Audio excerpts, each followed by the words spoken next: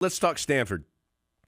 So, I mean, look, Stanford has not had a great year. They're 3-6. I don't think they're like a bad team. There is one aspect that has really hurt Stanford, and that's been quarterback play and just kind of general explosiveness on offense. I think they've had some of the same troubles Carolina's had offensively, although one of the big problems they've had has been protecting the quarterback. Carolina, I'll knock on wood, has done it. I think Carolina's only allowed 11 sacks this year. And so Carolina's right up there. Yeah, they're third in the league, only 11 sacks allowed.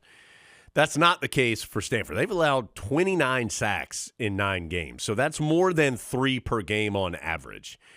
And Adam, in watching them play, it does feel like there's some times where their starting quarterback this year, up until this point, Ben Gulbranson, it feels like he's getting the snap and like a second later, somebody's just in his face or hitting him from behind. And it's just been, they've had a hard time protecting.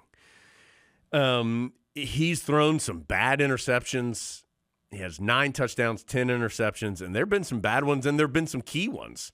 You know, he's thrown some pick sixes. He's thrown some interceptions in the scoring area. They've had some of the same struggles as Carolina's had offensively. Again, the protection, a different story, but you look at some of these offensive stats. I mean, in the league, Adam, and I understand Carolina's coming off its best offensive game of the year and its best 2 offensive weeks. So you hope that trend continues for Carolina. But in total this year, total yards, these are the bottom 2 teams in the league. Rushing yards, Carolina's at 12, Stanford's at 16. This is in the 17-team ACC. Passing yards, Stanford's 15, Carolina's 17. Scoring, Carolina's 16, Stanford's 17. So, I mean, these are the 2 offenses that have struggled the most in total. Again, the caveat, I do think Carolina's gotten better, particularly these last 2 weeks. And they're not as good as the Tar Heels have been defensively. Now, I don't think they're bad on defense. They've given up a lot of yards. They make you earn what you get. Like, you don't see a ton of busts. You don't see a ton of just awful missed tackles. They seem to me to be in the right place, make you earn it. Now, a lot of teams have earned it against them, but I think they do make you go out there and do it. And as I kind of referenced when we were talking about the quarterback, they are making a quarterback change. They've said Elijah Brown, a redshirt freshman from Huntington Beach, California, who's been in some for them this year, I think 3 games that he's played as a reserve, is going to come in and he's going to get the start. And they just feel like they need something to try and jumpstart this offense. And so that always, you don't know how that's going to play out. But you're getting a redshirt freshman against a Tar Heel defense that, if nothing else, is going to be, I think, well coached, is going to disguise some things. The way that Carolina was disguising coverages and doing some different things last week against Syracuse was impressive, and I lean heavily on guys like Bryn Renner, Mayanas, to really explain all of that because he obviously has lived it. But you would think a young player, hadn't had a ton of experience, that you would hope that Tar Heel defense would be able to do something similar. This is a more viable quarterback change than what Syracuse did. Yes, absolutely. This guy, I think, he has a chance to be a pretty good player. He just hadn't played very much. And played a little bit last year, but enough so that he still got the red shirt. Has played some this year, including, I think, the whole second half against Florida State. Yeah. And so this is an actual quarterback. The bad news for the actual quarterback is the same guys are still blocking for him. Yeah.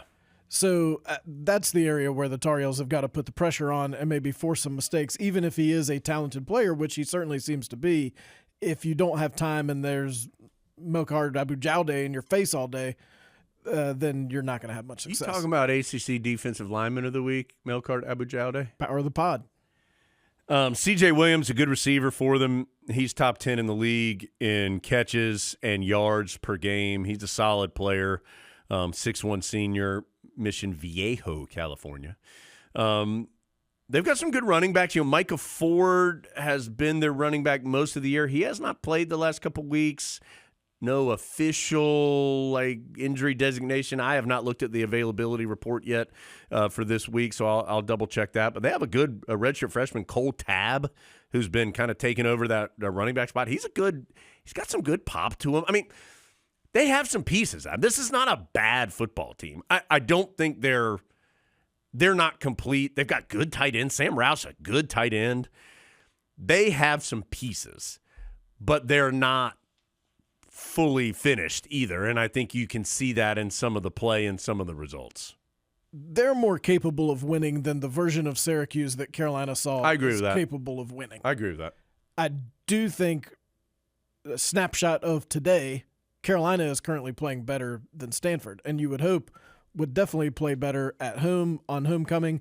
You've got the annual, much anticipated against an ACC rival beat Stanford parade coming down Franklin Street, just like homecoming every single year when your ACC rival's in town. So I'll be interested to see kind of how the fans respond to a team that it feels like people are kind of getting back on the bandwagon. There's a little energy. There's a little more energy because I think people can see they're getting better, which, look, there were sky-high expectations this year. I do think there's going to be a group of people who just want to see good football. And I think Carolina is getting closer to providing that on a more consistent basis. And it's been more about football. Yeah. And that's what people wanted. And as you said, in places, the Tar Heels are playing very, very well. And you've got that football-basketball doubleheader, too. So, I mean, it's a great weekend to be here. It's fall in Chapel Hill. Yeah. It doesn't get any better weather-wise. Yeah, it's a great weekend to be here. 3:30 is our airtime on the Tar Heel Sports Network. Kick is scheduled for 4:30. Hey, don't worry, Adam, about YouTube TV and ESPN. This game's on the C-Dub, baby. Yeah, the biggie. The big time. We're on the CW. Yeah. You get it. Yeah. Even on YouTube TV. YouTube TV doesn't even know it's on there. Yeah. We would cancel our deal with CW, but honestly, we didn't know we had it.